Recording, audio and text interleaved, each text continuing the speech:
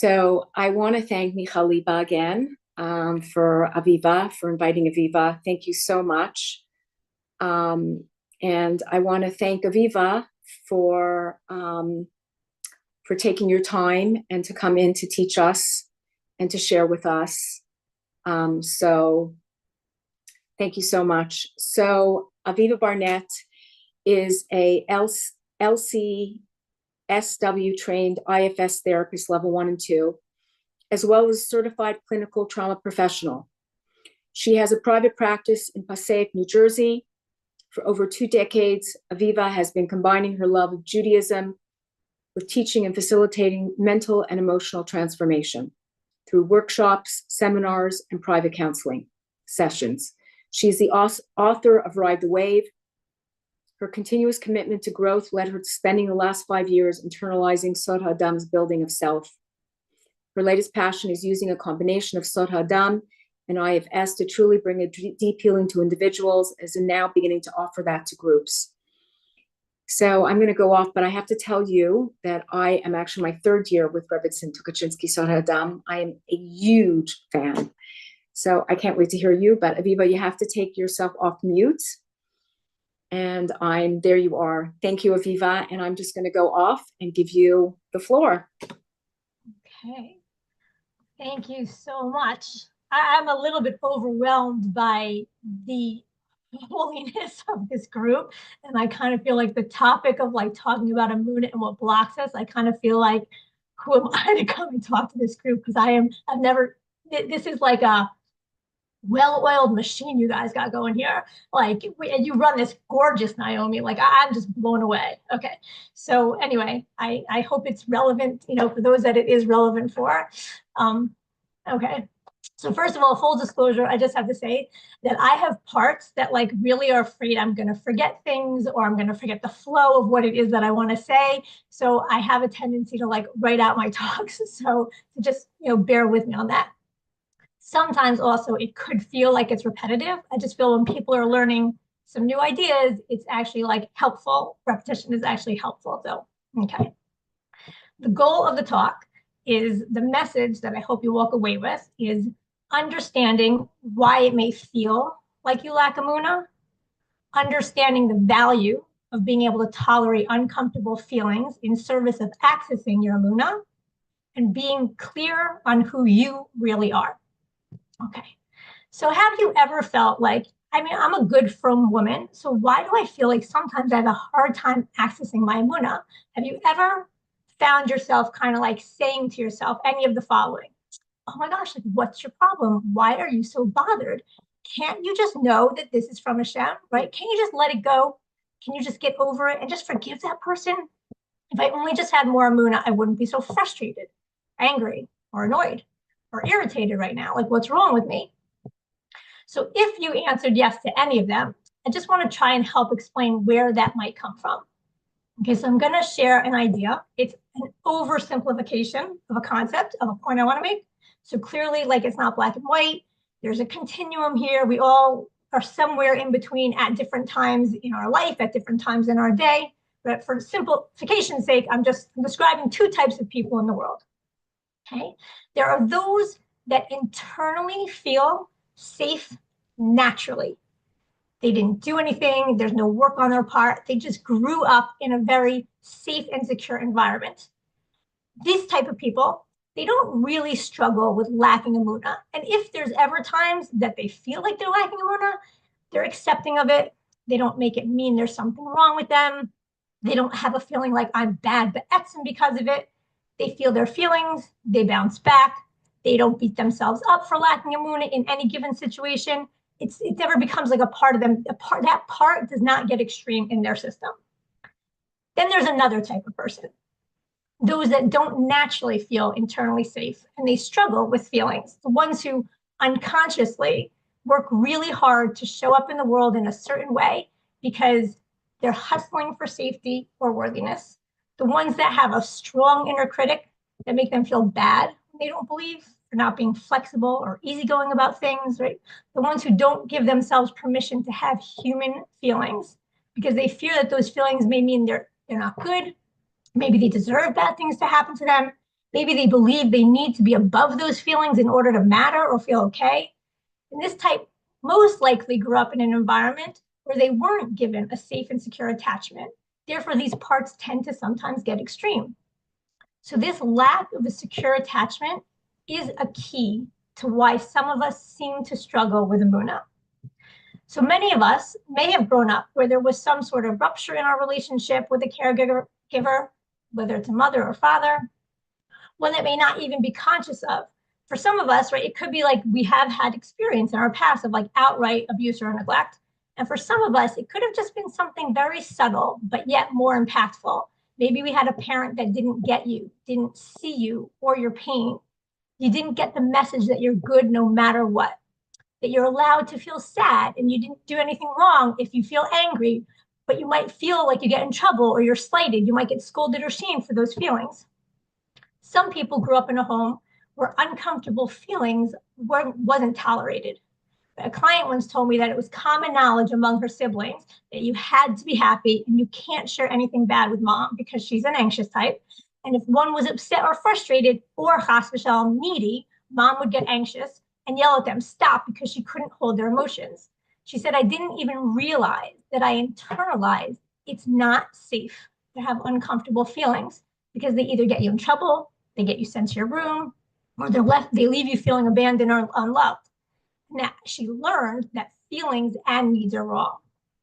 So for those of us who might have an insecure attachment, we may be living with similar thoughts or feelings of not being good enough, not feeling worthy, powerless, unlovable, not feeling safe, fearing abandonment, feelings that don't always make sense, but it seems that no matter how much we might try to convince ourselves that we're good or enough, it doesn't always work or change how we feel about ourselves.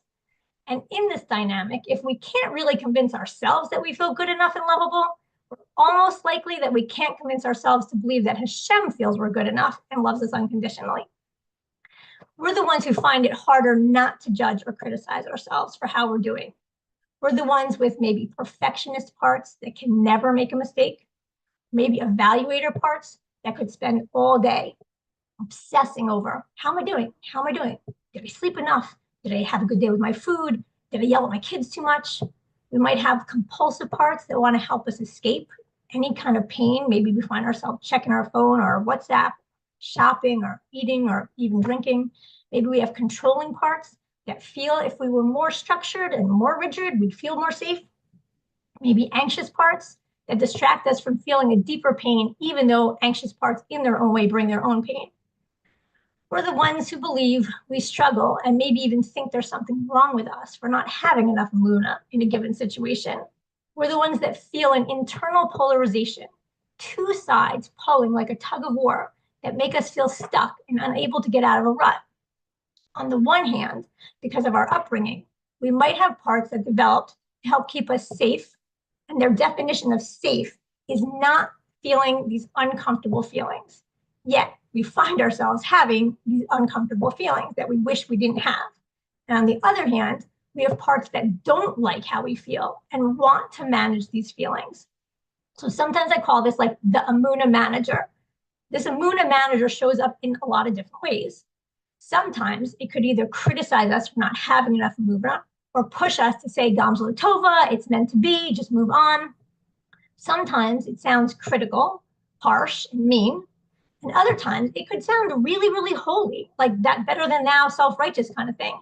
And maybe they show up as, I'm never phased, I'm always taking the higher ground, I'm always giving in, I'm about there. Like these parts want you to have emuna and are bothered when you don't because they feel bad when you don't.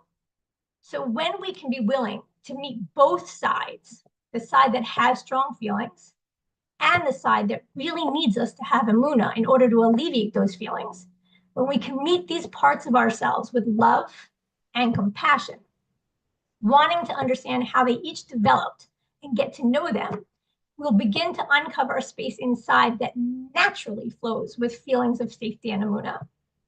When we can help both sides of this tug of war relax, we can remove what seems to be a barrier or a blockage to having greater emuna. So let's just look at a few examples of where this tug of war exists inside us. On the one hand, there's parts that want to believe. On the other hand, there are feelings that may seem to contradict emuna. Okay, so for those of us who have children in shidduchim, or maybe we're in shidduchim, and we know we should have a more emuna, right? We know Hashem runs the world. We want to trust everything's going to be at the right time, but we have a felt experience of pain, frustration, fear, worry, maybe feeling abandoned. We might have thoughts like, it's not fair. Why is this happening to me or my child? When's this partially going to finally be over? Did you forget about me, Hashem? Will I ever get married? Or maybe we just had winter break here, and you could be the person who wishes, I wish I could have taken my kids. I heard all these people went to Florida or Israel or Utah, right? But we say to ourselves, Hashem provides, he gives us what we need. Financially, that's not our lot. But our felt experience is one of wanting, maybe longing, maybe even jealousy, upset. Why can't we have a better financial situation? Or why do I have to have such materialistic kids that have to do what everyone else does and that I can't provide for them? Why do I feel like I have to be so uptight about money? Or maybe we feel overwhelmed with all of the needs of each of our kids, right? Trying to manage each of their struggles, which takes a toll emotionally on us.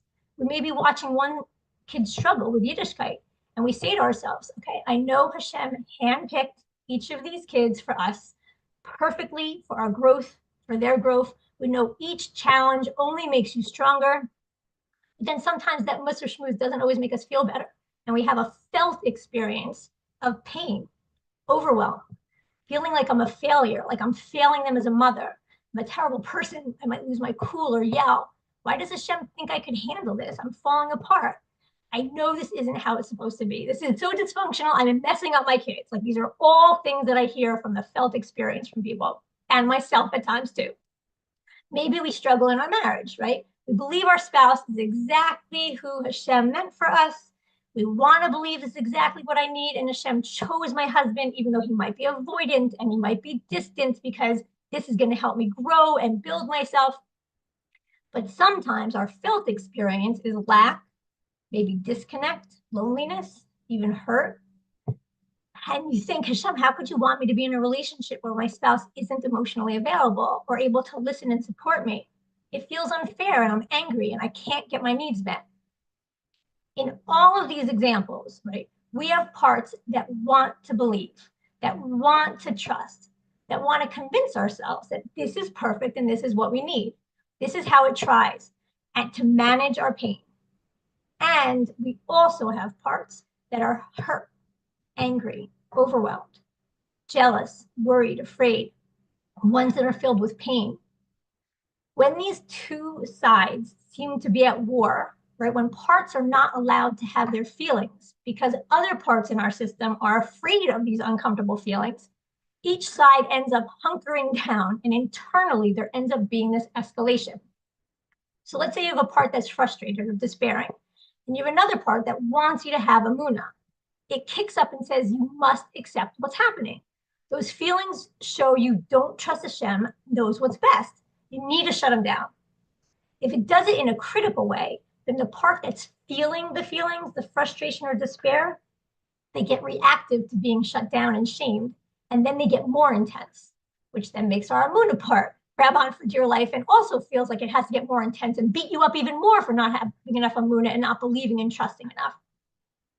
So when internally our parts are at war with each other, they blend, they flood us, meaning they kind of take over our system and they cover up our true core, our true essence, our neshama, right? The self, which is not a part. So to be clear, we are neither of these opposing parts. We're something else completely. Our self, our neshama, right, has the capacity to hold space for all of these opposing parts, which means it can hold space for all of our big feelings, and it can hold space for the parts that are afraid of these feelings. Our self is where emuna is always felt and always flowing. When parts flood, they can leave us feeling like we must be doing something wrong if we aren't feeling Hashem in our life enough. And we can judge or criticize these real feelings we're having when we shame ourselves for how we really feel. When we deny or ignore our truth and pain in any given moment, we cover up the exact place we want to find. When these parts flood us and take over, we can't feel our emuna. But these parts don't know that. They definitely believe that they're helping us. They believe if we can convince you to believe enough, then everything's going to be all right. If I can make you think the right thoughts, I'll be able to force you to have emuna. If we can push away all those uncomfortable feelings fast enough, hard enough, long enough, we'll feel better. And they're so convincing. And we have so many shirim to prove our position. They don't want to be told there's another way. And they certainly don't want you to believe they should give up their job or their post, because you're not going to survive without them. They fear you might become a kofar if they don't do their job.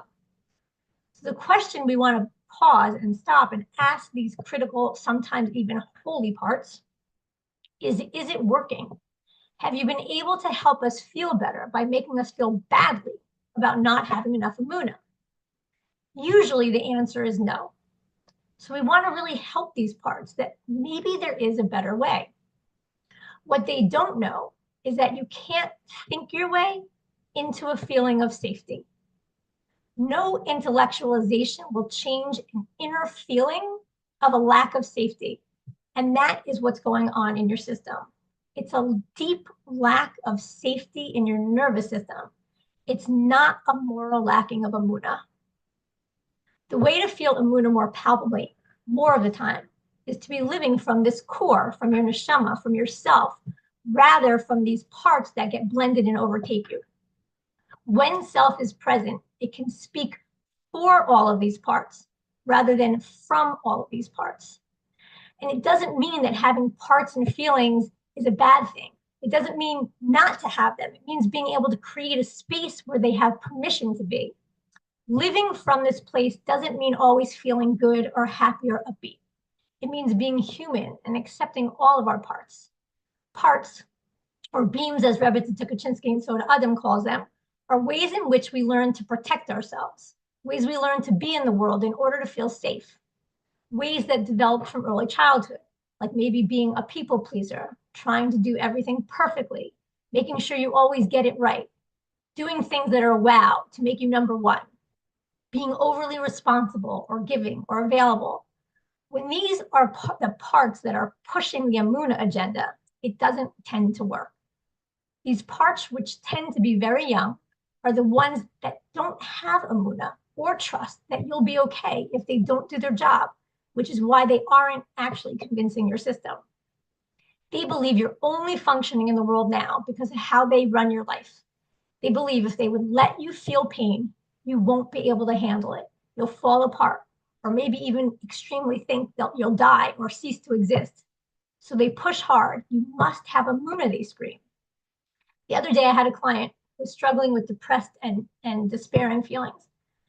And when she was able to make space to get curious about why a depressed part would want to shut her down, he was actually able to say that it's the only way you're allowed to take care of yourself. Because if I don't depress you, then you feel pressure to take care of your kids, to overwork, and then you get overwhelmed. You actually need me to make sure you get a break, to get the rest you need to take care of yourself. If I weren't here, you'd ignore your needs. This depressed part didn't trust that she would find balance and take care of herself while taking care of her kids if it didn't do its job. It believed if she continued the way she was going, ignoring herself, she'd literally die. So instead, it found a way to cause what she called a nervous breakdown, which actually, in my opinion, is quite genius, right? The irony is that it wanted to help her to take care of herself and feel better, but it only knew how to depress her system to accomplish its goal, which didn't make her feel better. Our parts with an emuna agenda do the same thing. They want to help us feel better, but they end up making us feel worse because we feel bad about ourselves for not believing more. So when we find ourselves feeling anxious, worried, afraid, insecure, jealous, lonely, hurt, overwhelmed, any of the human emotions, right? It's because the parts that hold the fears and pain want to be seen. These parts hold these feelings. They want to be seen. They want to be understood. They want permission to exist in your system. They don't want these holier than thou parts that want to squash them and tell them, just have more emuna. And they don't want the critical parts that tell them they're crazy or stupid for having their feelings, or the ones that shame them for not believing more, to be running your system. They want you, like the real you, to be running the show. So the truth is, both sides of this fight block emuna as a lived experience. Right? I just hope I'm being clear here, right? Even the parts that want to convince you and talk you into why you should have emuna and give you a whole musser schmuzz about it, even these parts are not where you find a felt sense of emuna in your body. As long as there are parts with intense feelings and other parts that want to shut them down and say you should just have emuna, as long as those are both present, they're all losing out on experiencing real, true, deep emuna, because the emuna that they're looking for is found in a different place in your system. When the internal system is being led by you, like capital Y-O-U, the real you, the essence, that's not a part. We call it self in IFS. It's led by your neshama. When that's leading the system, we're creating an internal landscape of safety and acceptance, compassion and love, which is what leads to a felt sense of emuna. Okay, so what does it mean to be self-led? Allowing and holding space for the parts of us that question how Hashem's doing things, that are hurt or angry about never getting a shidduch call, or being able to go to Florida on winter break, or that feel overwhelmed when their kids are struggling or lonely in their marriage. By asking the critical and judgmental parts, what are you afraid would happen if you just didn't criticize and judge us right now? What are they afraid would happen to us if they don't have emuna in this moment? By getting to know them and understand them, we realize they're driven by fear. Fear if you aren't perfect, or keeping the peace, or being special, or overriding your own needs, then you won't be okay, or good enough, or have value.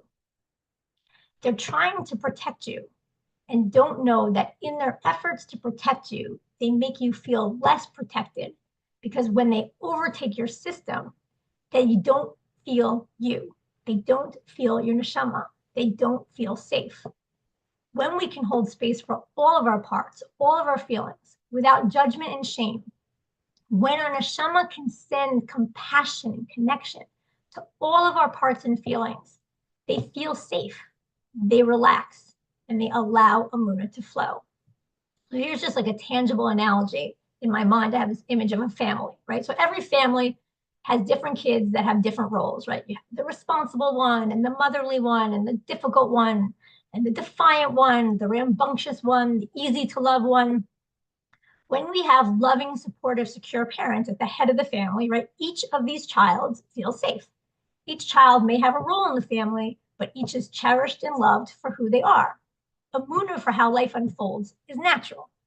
On the flip side, what happens when the parents are insecure, afraid of their kids, overwhelmed by all of their needs, or can't set boundaries?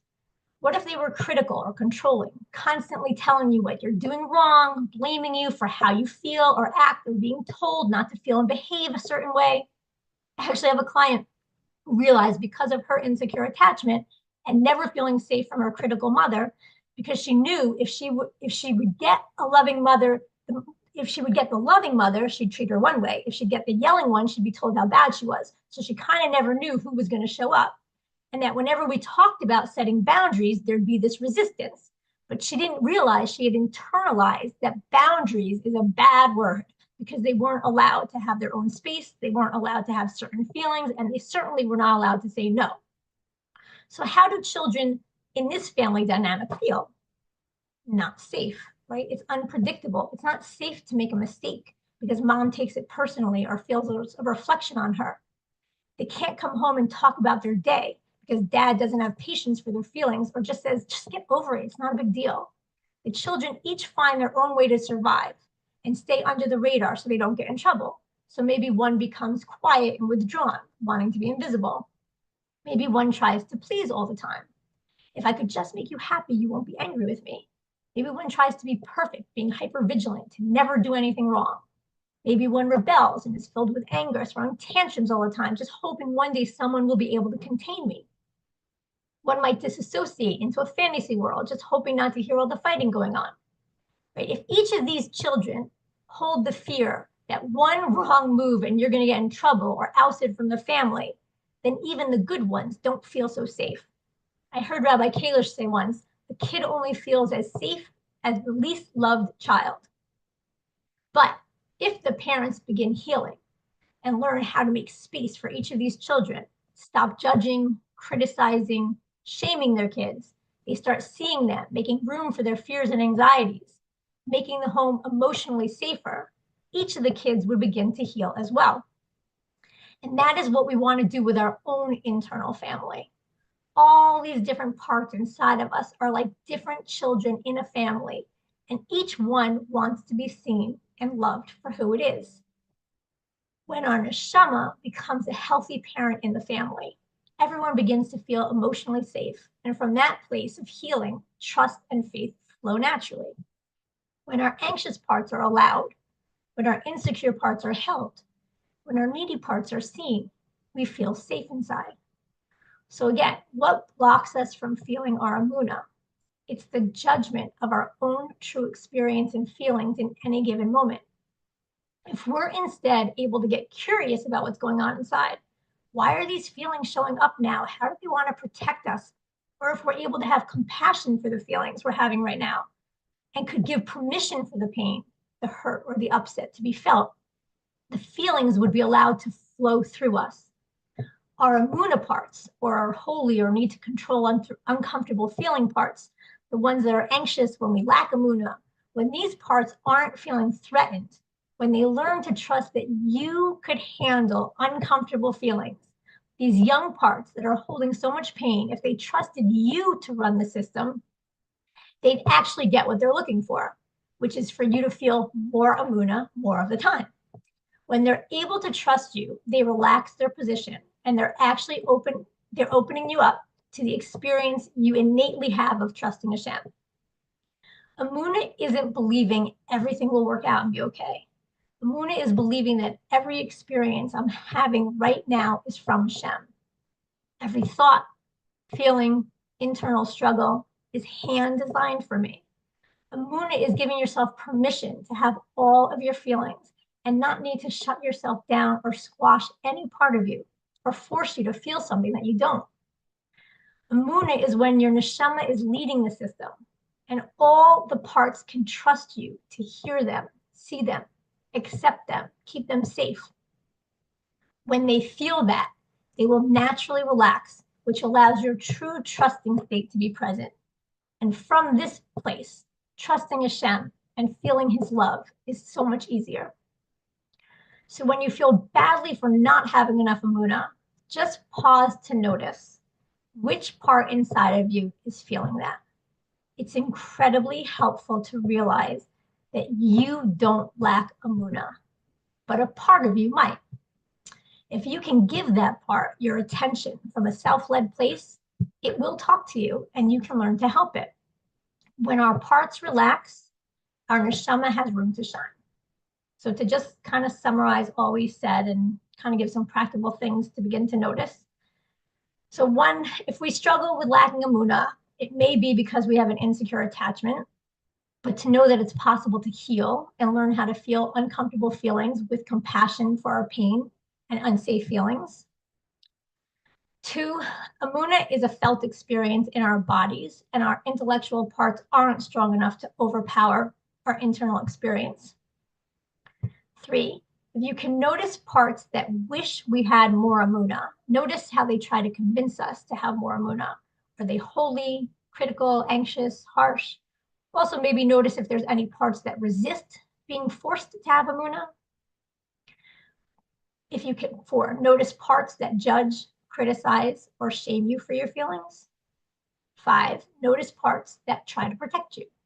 They may appear to lack emuna at first, but that's only because they don't trust there's someone in charge in your system who can do a better job, which is you, your neshama, yourself, your true essence. And last, being self-led or neshama-led, being in charge, creates this internal landscape of safety, acceptance, compassion, and love. When all our parts feel you've got them, you got their back, right? This leads to an outpouring of living with the belief that Hashem's got me, Hashem's got my back. And we all deserve to live from this place. We all deserve to know our truth, not to be afraid of our feelings, to understand what creates blockages in our system, and to find the freedom that's available when parts relax and allow our true self to lead. We all deserve to live with our real innate emuna as a felt experience. So I really want to thank you all for this opportunity to share these ideas with you. If any of you are interested in exploring them further, please feel free to reach out to me at avivabarnett@gmail.com. And I don't know how this works, but if do you get So I'm going to take, people are going to raise their hands, and I'm going to take questions if that's okay. Pleasure. So this was incredible. You know, I'm a really, it's so amazing how you're putting the two together. No, it's really amazing because you're adding even more dimensions to the work that she's teaching. And I'm actually, I don't really get obsessed about most things, but you get obsessed with her. And what's amazing is, you know, you talked about incorporating and accepting all the feelings. It's so interesting because in Yiddishkeit, specifically in from Yiddishkeit, we've actually somewhat been schooled differently, right? We were schooled that, you know, the best to me is, what do you mean you have to be b'simcha? If you're not b'simcha, then God's not with you, right? And then people are like, what do you mean? If I went through this, how could I be b'simcha? And if I'm not b'simcha, what's going to happen to me, right? The whole thing. And we were schooled this way. We were schooled that we actually missed a step. We missed a few steps. We were being taught, if you ever watch, we were being taught emuna and bitachon before we were being taught about to cement ourselves in order to develop, to have a natural, like you said, a natural feeling of really what is should be natural to us of emuna and bitachon. The more that we expand who we really are, and we're living that expansion. And you know, she said not too long ago that, you know, and so you're taught, don't feel this, you can't feel that. And then of course we all have experiences growing up, attachment relationships, schools, you're not good enough. And then even, and I'm not trying to be, you know, rude or judgmental, but even in the from systems, it's even more so. You're not looking like this, you're not acting like that, you're not good enough like this. We have perfected that in the from world. We have actually perfected it. We have perfected the ability not to see people for who they are inside, but only for what they look like or what they represent of, and where they went to and what school and what family and what yeshiva. It's actually the saddest thing in a way, because we're denying the true life of each of us individually, and seeing the true life of the true who each person is, which gives them life, as she says. One other thing that I just want to mention, then I see Mazal raised her hand and I'll let her go on, is so unbelievable, Aviva, because, you know, she says that our feelings are Kaddish Kadoshim, right? That our feelings, like people think that their feelings are a bad thing. And then we say to our kids, oh, don't feel this. You can never feel jealous. If you don't actually feel these things, you never know where they're really coming from, what the needs in you that are not being met. And it's like, I feel that we're in a time in the world where almost there's a new paradigm shift that's happening. There's a new God consciousness that's happening. And we're seeing it across the board. I just really hope and pray. The problem is that our Rabbanim and our teachers are not schooled in this, and the kids are still, and it's almost like we have to do the healing when we get older.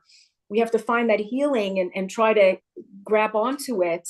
And it takes a long time to really get in after so many years of living and thinking a certain way. But it's amazing because you've also integrated, many, the different ways that you have studied, and you're integrating it all into this whole system. And it's just so beautiful and so needed. And I just give you so much hatzlacha and credit. I know that for me, that I've done many different things and nothing has impacted me the way this work has impacted me. And sometimes I can sit in a class and listen to things, and it's like you're talking, it's like she's talking directly to you, you know. And I don't think there's anybody in the world doesn't have some sort of level of pain. You know, when you can start to understand that most people are coming from that place, you can just be so much more forgiving and loving and kind. And thank you, Aviva.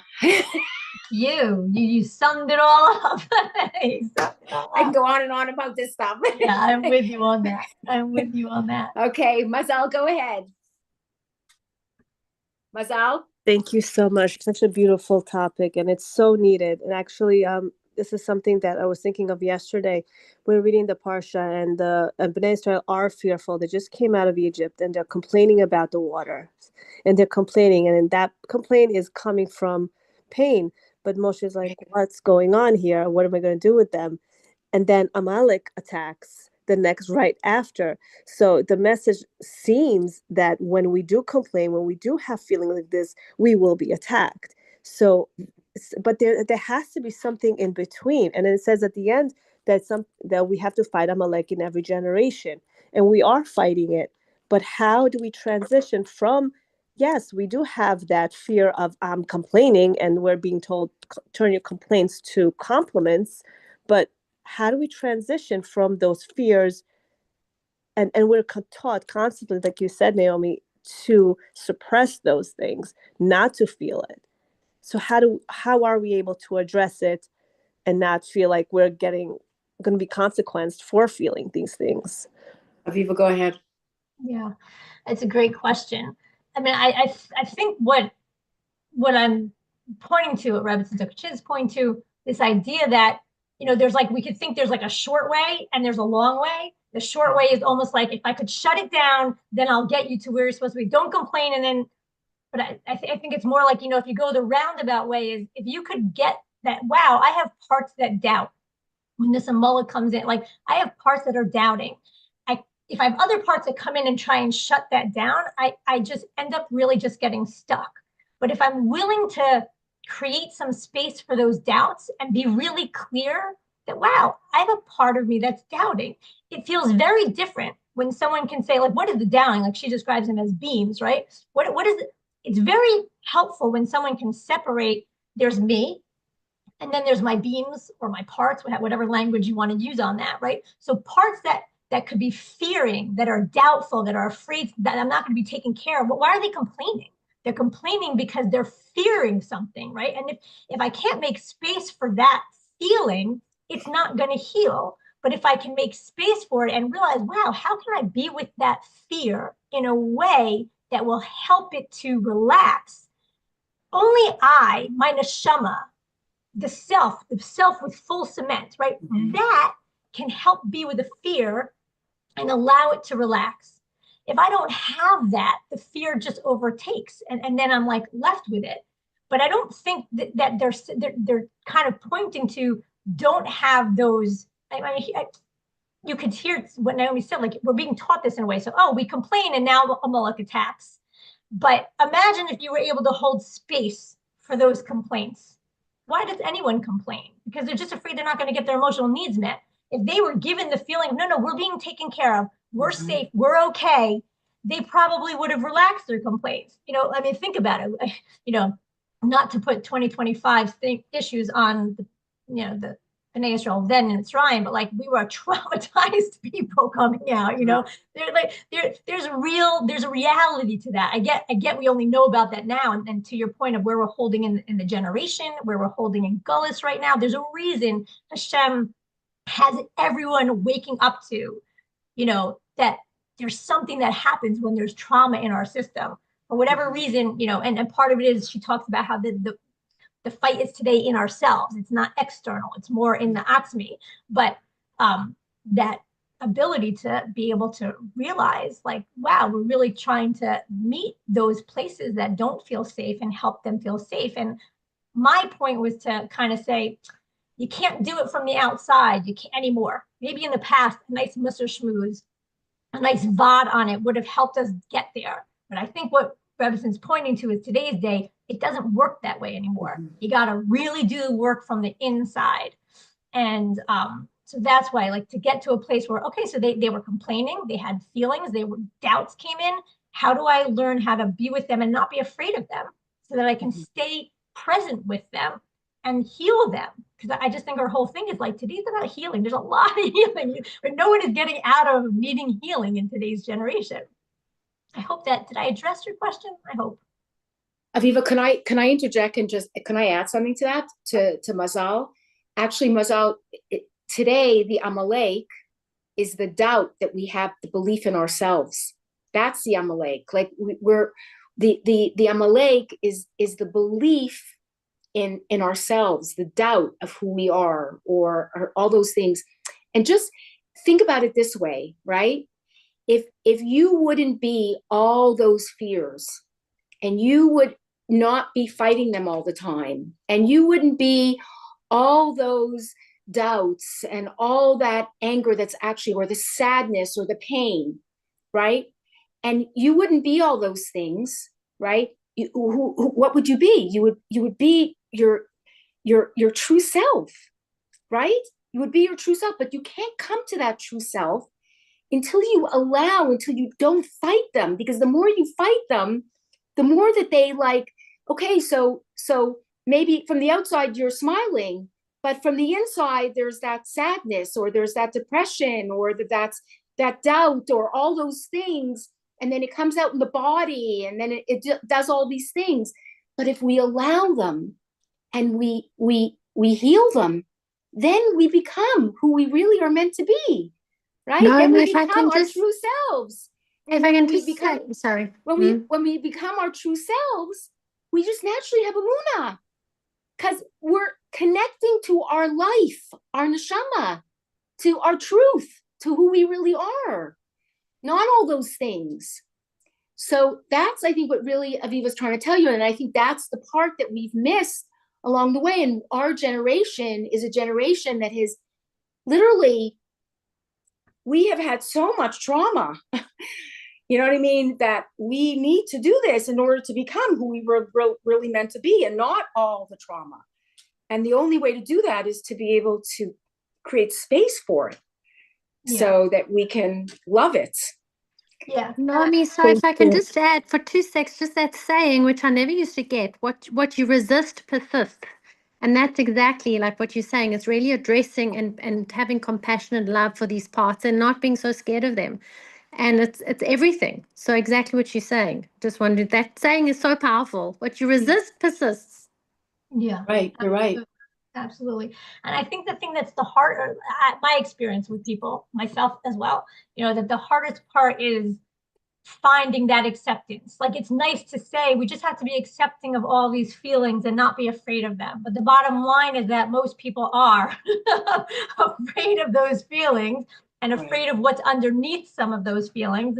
And, her whole thing of like building and putting in cement is that when we feel strong enough, when our neshama is more in charge, we then have what it takes to hold those fears, but needing to create space, because otherwise they really do, they overwhelm us. And until we can kind of create enough space, so wait a minute, I have what it takes to hold you. I don't have to be afraid of you. Like in her Targula Moon, and she says, like, I'm not afraid. I used to say that at the beginning, be like, you're saying it, but I really am afraid. I really am afraid. I don't know what you're talking about. And it took me a while to realize that there are parts that are afraid of these big, intense feelings. The self is not afraid. So when I'm saying I'm not afraid, and to be able to tell some of my parts, you don't have to worry. It's not your job to be able to handle the overwhelm. It's not your job to be able to deal with all of the kids' problems. Like, don't worry. It's my job. I have the capacity to do that. Like, that for me was a blow away, in terms of like being able to create a space to realize, like, oh, that makes it palpable. Because otherwise it's like, no, I I'm sorry, Michelle, I see your hand up. Go ahead, Michaliba. Sorry. Hi, Aviva. Hi, Nomi. As you're speaking this, what keeps coming out of me, and I'm like trying to understand if there's a difference here where I will go into this realm of like, okay, Hashem, this child he's just yours. He's yours. And I really feel like I'm giving Hashem full control. Like, who am I really to like think I know what to do or how to take care of him in every element, in every angle, because we're living in a different generation and we're not parenting the same way. I mean, parenting skills are not the same as they are in the past. That's number one. But what happens is that as soon as I say, okay, Hashem, you take care of him, I get this sense of like, like almost like not despair, or maybe it is. I think maybe it is despair, but I also get the sense of like, okay, who cares anymore? Like I literally go from like, I don't know what would be what's a good word for that, Nomi? Like, you just So kind of I think in a way, because maybe that's the way you protect yourself, because you feel like maybe you feel like you're losing some sense of control. So it's like, I don't care anymore. Like I can't do anything about it anyways. Right. You could hear the difference between like I'm almost abdicating responsibility. It's on. I can't do it anymore, so it's on you. Versus I'm choosing to give it over to you. Right. It's gonna feel different in your body when it's a part that does it. It has like an agenda. I'm done. I'm out. I can't. When it's coming more from self, it's like, Hashem, I just want to bring you in. Like I trust you'll take care of it. It will feel completely different in your body. But can I be with those parts that are feeling like I'm done? Like I can't take it anymore. I'm like versus make myself feel bad about the fact that I have that part. But can I hold space for it and be able to say, like, wow, this is a lot. You're right. This is a lot for you. I get it. Talk to me. Tell me what's going on. Like when it can, okay, then let's see, how can we like give it over to Hashem? It would just feel different. Does that make sense? Yeah. And it just gets very convoluted because there's a part of me that's like very accepting of the fact that I'm not in control. And I actually accept that. But then I think what's really happening is that the self-criticism of like, come on, don't I know that we have Emunah Hashem completely? I mean, can't I cross that Yam Suf also in this situation? You know what I mean? And I feel like I think that's what's hitting me in the face all the time. It's like, I got the knowledge, but I'm not walking that walk yet. And it's so weird that, I mean, it's not weird, it's life. So I guess there's that part in me that I'm not even recognizing quite yet what it is that I'm not there yet, Need but Michaliba, you also use language against yourself. If you didn't hear in the beginning, very, very interesting. You said, my therapist over parenting, parenting is not the same anymore. You know what I mean? Like parenting, but it's not just a matter of parenting in this generation. It's also the neshamas that are coming out. Yeah, it's also all the influences of all the institutions that we send our kids to that have also, so there it's not just parenting, right? Like you have to know that the tools, the parenting, sometimes it's not in our control, and it's not necessarily the parenting. Maybe that's part of your, because I think that's why it's like, forget it. You know what I mean? Right. And that's and maybe loving yourself and realizing that it's not, or whoever it is, it's not just my parenting. Yeah. And sometimes it's a tikkun of those children that have to go through different things in this generation, because it's so close to coming up to who they really are and facing that. And the authenticity that this generation wants. Right? So true. I've been seeing in that when we were talking about the authenticity, like to view, when I get triggered by something that, let's say you're saying parenting that a child could do, really noticing, I think in the past, it was kind of like, okay, how am I going to fix this?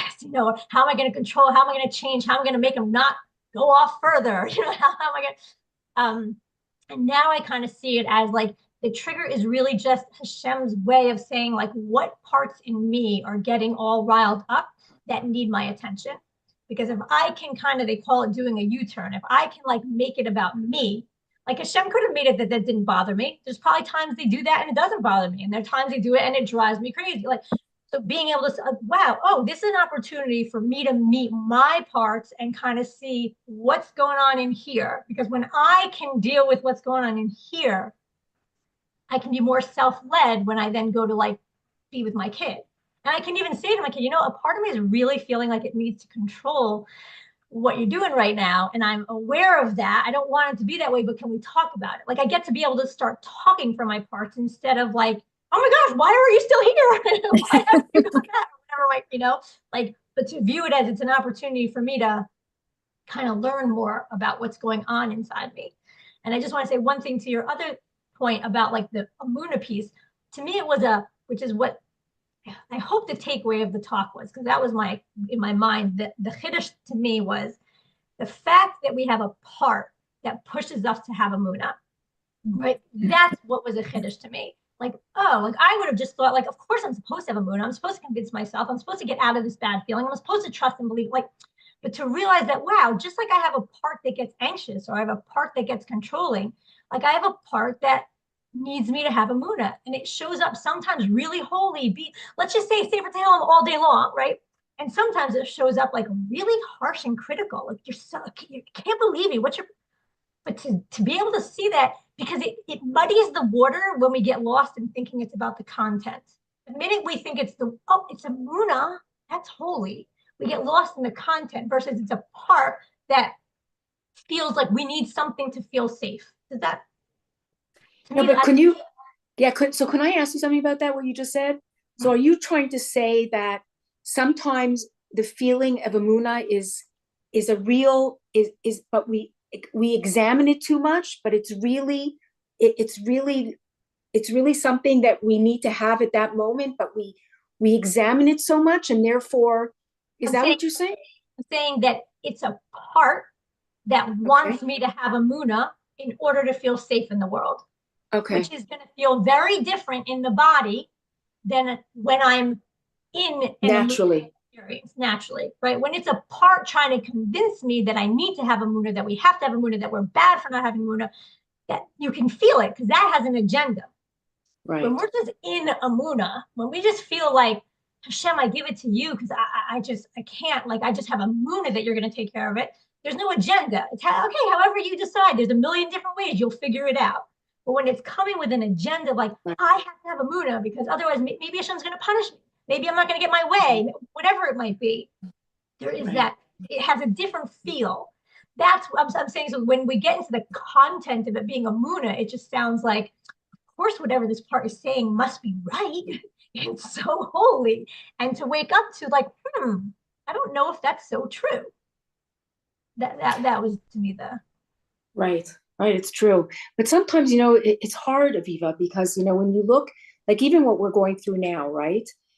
Sometimes, like, I'm going to let Charlene ask a question in a minute, but like, for example, like sometimes like I live in Eretz Yisrael, right? So sometimes like when I'm davening for something, right?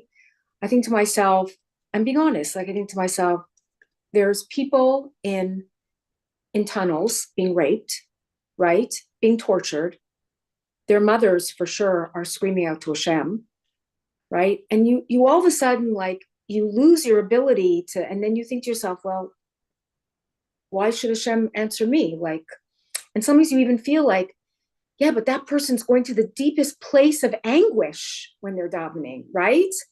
Like, so if Hashem's not listening to that deepest place of anguish, right, which is probably not even, you can't even wrap your head around such anguish, right?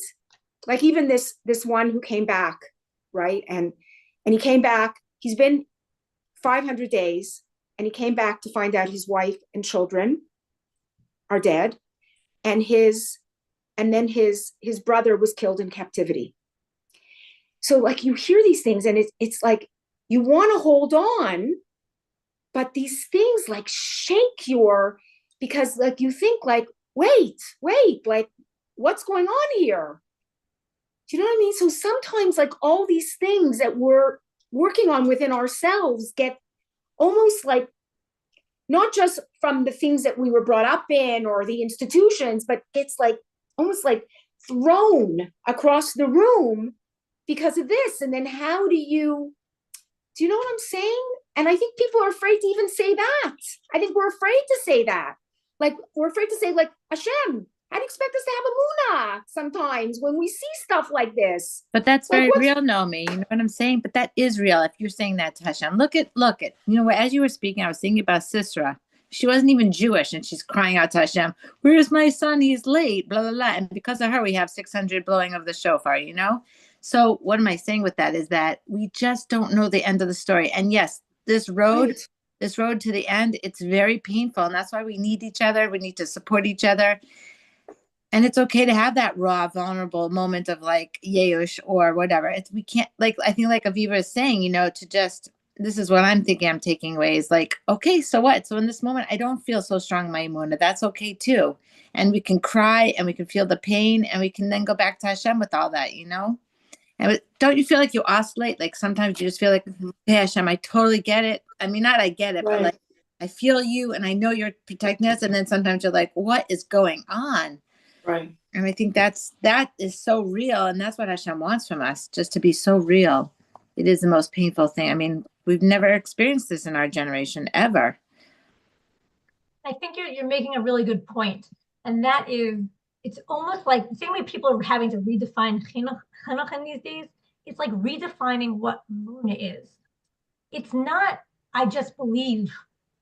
Emuna is like being able to be with all of these feelings that you just described and being able to hold them. And the truth is, and you're saying, Hashem, why? How could this be? How is this happening? It's not having emuna, right? Right. Not having emuna would be like there's no God, and this place is like warped, right? So I think it's, you know, she also talks a lot about the expansion of our heart, right? When we are able to like let ourselves be with certain feelings and pain, it expands our heart. And when we kind of do stuff to sort of go around it or avoid it, we don't realize that we're actually like blocking that expansion.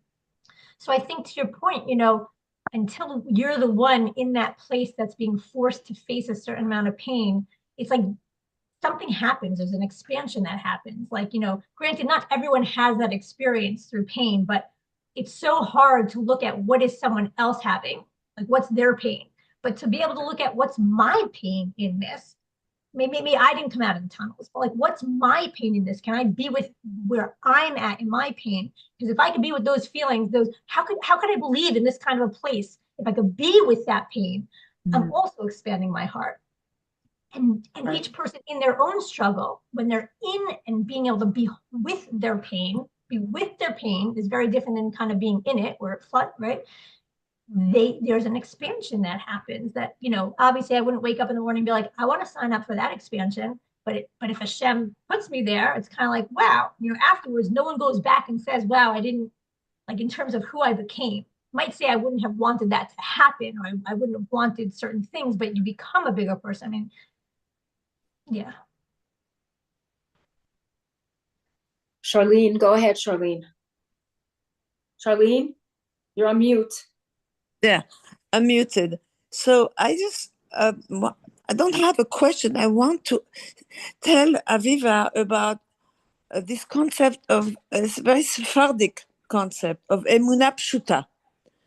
Emuna pshuta is really believing in continuous miracles, not having proof, not to have to let go, not to control, to have to let go, not to control. So personally, I feel in my life, I've had a lot of nisyonot from the youngest age, losing my father suddenly and surviving all of the things. When it comes to children, I want to share with my friends on the group.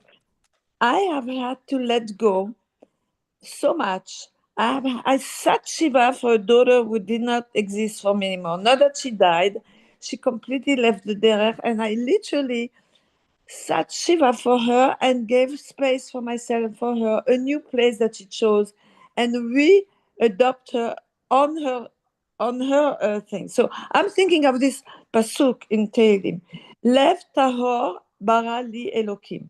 Hashem gives me a pure heart for me every day. V'ruach nachon chadesh b'kirbi. And he gives me a spirit to go and struggle and find solution every day of my life. And I want to stay in this emuna pshuta because for me, it's very healing. I don't want so many questions. I know what's happening in Gaza. I just send compassion. I feel compassion. I believe that Hashem is the boss of this world. I cannot, I'm so little. I'm nothing. So, that's what Aviva, I add. you wanna address that?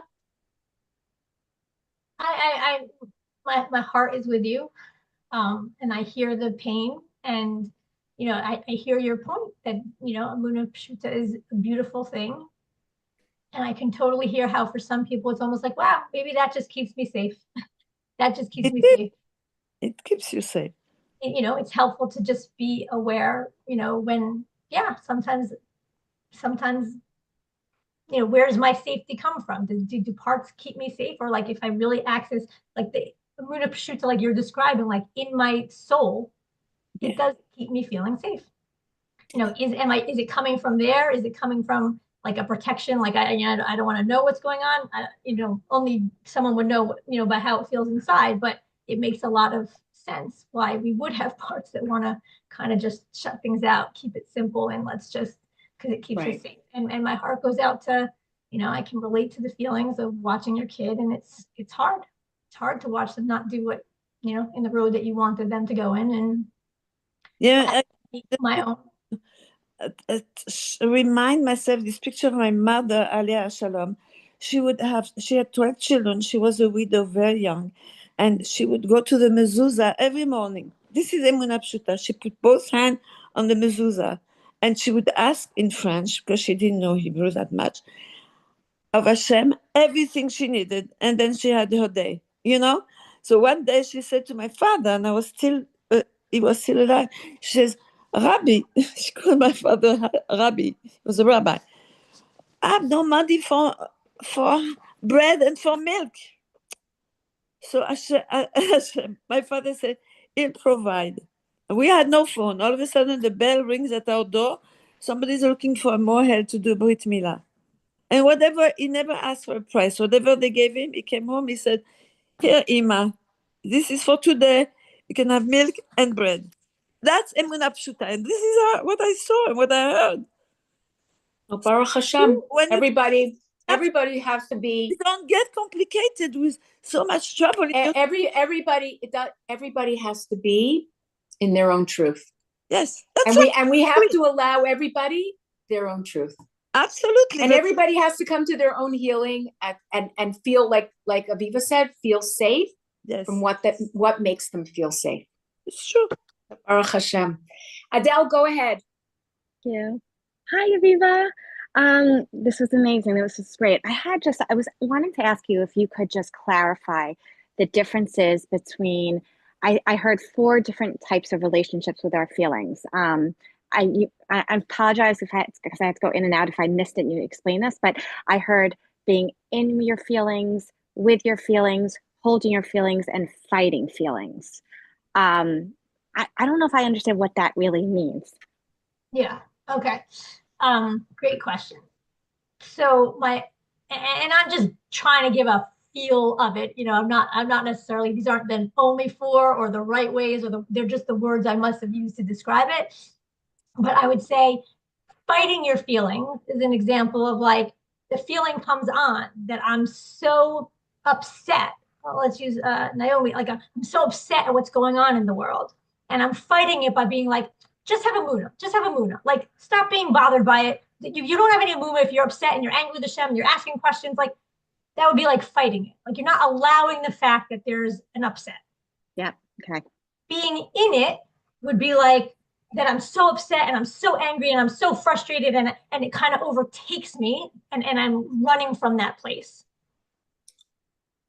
With what I'm going to do last. What was the third one?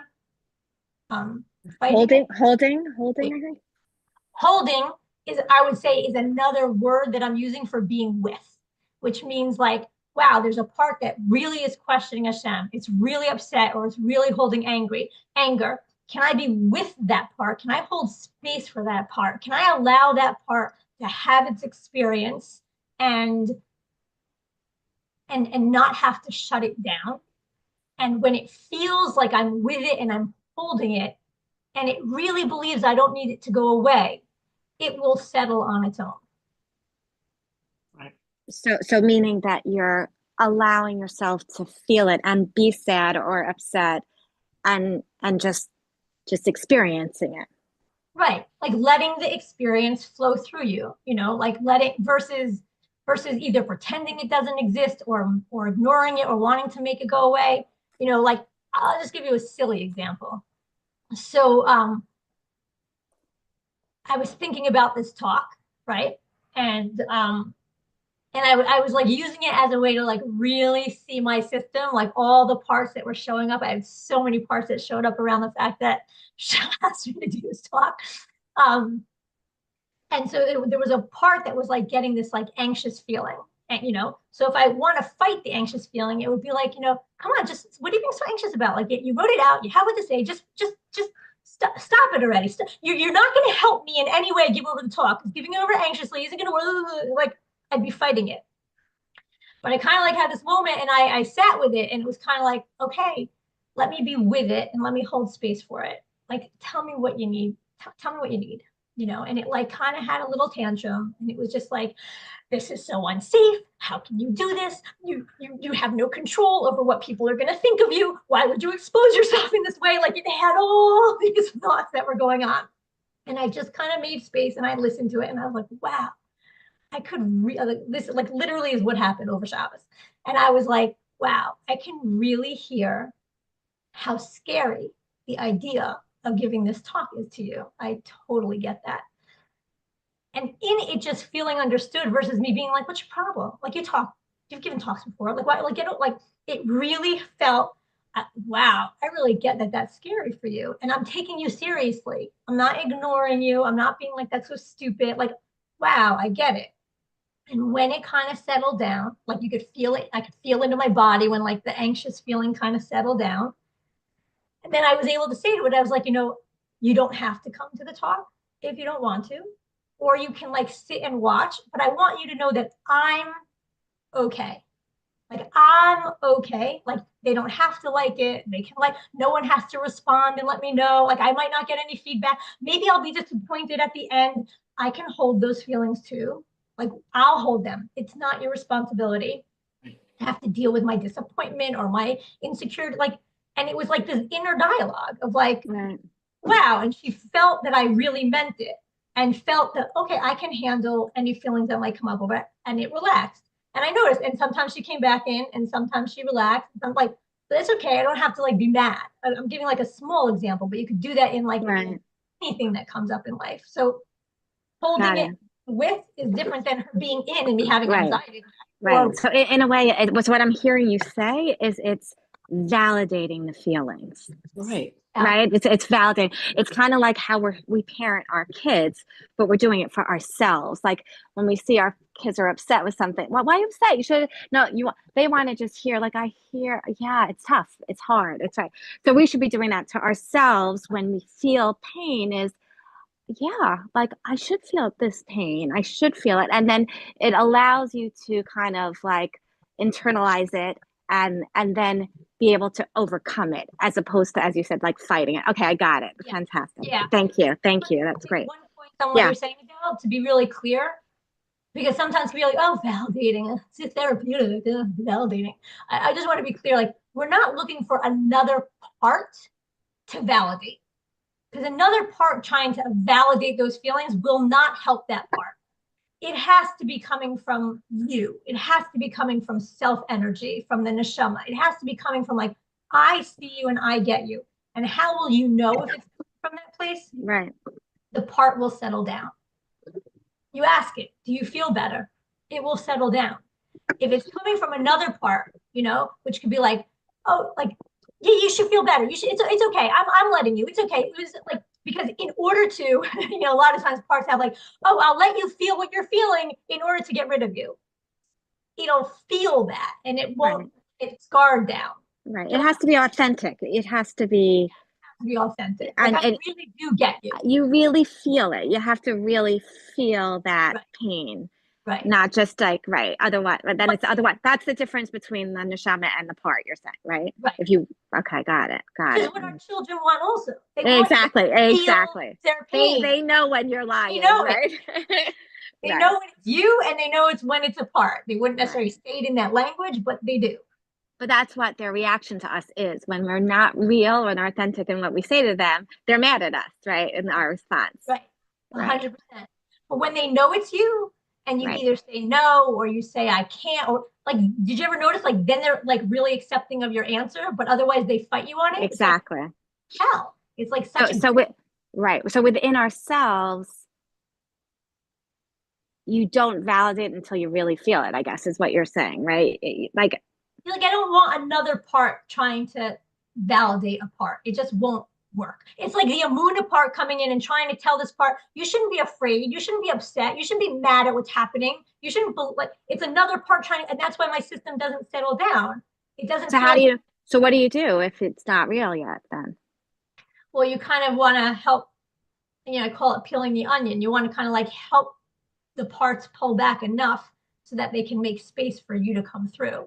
Like I have a feeling, and then that part comes and judges it or criticizes it. Like, oh, what would you need to kind of relax? What are you afraid would happen if you didn't do this to me? If you didn't tell me this right now? Why are you so bent on like me having the emuna? What would happen if we didn't? Like helping that to tell you why. Then I can go back to the feeling and be like, what do you need to be able to relax? Like in getting them to kind of, like we call it, unblend, and more of yourself can show up. Wow. That makes sense. It's a lot of work. It's almost like you're stripping away the layers that are covering your soul. That's what you're doing. Like it's like if you look at a flower, right, and you get to the bulb, like to the thing. If you take off the petals, that's what you're doing. When you're doing that, you're allowing all the things that are covering up your soul and allowing you to not live in shackles, actually, but to live your real, true, free self, right? To be free of all the shackles that are holding your mind and everything else. It's almost like it's creating freedom. It's creating space that your soul can express itself. And like Rebbetzin Tukachinsky says, it can open all the different vast doors that we have in our neshama, and we stop living under the ground, right? We start, it's almost like we're rising up, and when you think about it, it's, you can cry because it's actually allowing you to express and actualize what you and who you really are without feeling those constraints that doesn't allow any of those parts of you to speak. And it just think what our neshamas really are, the vastness of our neshamas and who we really are. It's unbelievable. I see Michal Liba, you're the last one, and then it's getting really late. It's 10 to 6 here in Eretz Yisrael. Yeah, it's really late, but it just goes to show, Aviva, how much we all love you. I was just thinking as Nomi and you were speaking, sorry about the noise, but like I could see myself, this is why I would need a person like you, Aviva, in my life to do this work, because I would overthink, like I would overthink the thinking. And I think that it would just get more confusing if I keep talking to this part of me. I see why you would need a facilitator in a way, and that I would want to address that too. Is there such a thing as overthinking and then never really helping yourself? And then the other thought I had was, as you were speaking, I'm like, oh my gosh, forget the talk. I would just do a lot of artwork. Like I would put a lot of color down on paper, and I would just like, that would be my go-to. I'm just curious, like, more than even meditation, which is something I've been trying so hard to learn, and I see that I'm just not there, I'm just curious what your thoughts are about that, Aviva. Well, I think that what you're describing beautifully, and the fact that you even see it as you're saying it, right? That, wow, I have a part that overthinks, right? For some people, it might be obsessing. For some people, it might be ruminating, or whatever you want to call it, but a part that really overthinks. And it's really helpful when you start noticing that part. Just from a place of getting to know it, befriend, like, oh, it comes with a feeling. I know what it feels like when I'm doing that. Like, oh, and again, just getting curious about it. Like, what do you need me to know? Like, how is overthinking this helping me? Because in the end of the day, all parts, like we said, are there in a protective nature. They all want to protect us in some way. And for some people, staying in my head, thinking about something is, for some people, it could be as extreme as disassociating, but it could be like a small level of disassociating, because it's instead of being in my body, which is really where we feel and hold our pain, it's kind of like, oh, let me go to my head. It's a safer place to be, even though overthinking and obsessing and compulsively doing that is uncomfortable. It's a different uncomfortable than maybe what would be in someone's body. So just getting familiar and curious about why the part wants you to stay in your head and overthink things, because it could be that's a much safer place for you than being in feelings. Aviva, can you send me your contact information so that I can share it with the WhatsApp groups? Sure. My pleasure. Okay, perfect. So I want to thank you. This was just spectacular, just so spectacular. And there's nothing more that I love when it gets into a back and forth conversation. Yeah, because I love that the whole way, and been able to do some demos, because like talking, I feel it's so stilted, but I know I just had to really address those anxious parts. it was all beautiful, but it's like so amazing that when everybody starts to, we can become raw, and we can sit and talk and really try to understand these concepts. Because I think that the humanity of it is every one of us. So I think it's so beautiful, and I'd love to have you back. I hope the parts of you will allow yourself to come back. Thank you. And I would say anyone who really, when you give out the contact, like want to be in touch, like my goal, my dream is to be able to start having groups of like helping people go deeper in these ideas. Like, but people who already know Sod HaAdam, like I'm not looking to teach Sod HaAdam, like people who know the material but can use, to me, the IFS language and the modality just helps direct it in a little bit straighter of line. Otherwise you got to sit through 3 years of classes to know where she's going. Right. But even that is so helpful, Aviva. Even when you sit through three years of classes, even to have like these groups and to be able to, it's such a beautiful idea. Yeah, really. I would love the idea. I would love to do that. I would love to get involved in a group like that. Because there's so much. It's like you have to internalize it a lot, and you have to almost. It's like you have to learn a new language. Yeah. And it takes time to create the new neurotransmitters of creating new ways of thinking and being able to be conscious of all these feelings and how to allow them. Yeah. Because you're shifting from wanting to change them or get rid of them to allowing. It's a different world. It's not like not having them.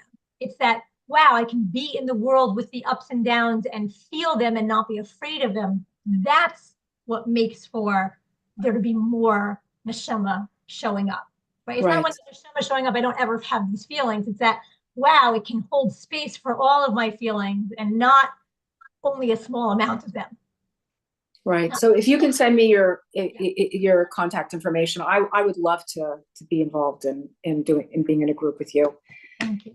So thank you so much, and thank you too, Michal. I'll give you your number, Naomi. I'll give you. Okay, thank you, and I'll share your number with the WhatsApp groups. Thank you so much. This was so incredible. Really, it's just like, I don't know. I just want to tell you, we have to say the tefillah for the hostages and the soldiers. We can never not do that. But I was just sitting with some women before in a meeting, and we were just talking about the concept of the woman and what's happening today, like the almost like rising up is not even the voice, that just, you watch the woman today and it's mind-boggling. It's so incredible. It's just, I can't even put words to it. Like it's I don't even want to use empowerment or power. It's just like, wow, the woman, you know what I mean? It's I don't know. It's really something. And it's a bit, the times we live in, it's a painful time to live in, but it's also such a gratifying and such a thankful period to live in, to be able to be part of this time when you're doing such deep work, and your work that is, just allowing a whole new shift of consciousness for yourself and for everybody. And it's really something. And I thank you so much. And this was so beautiful and really so grateful. And I will share your information. I'm going to go off. We're going to say the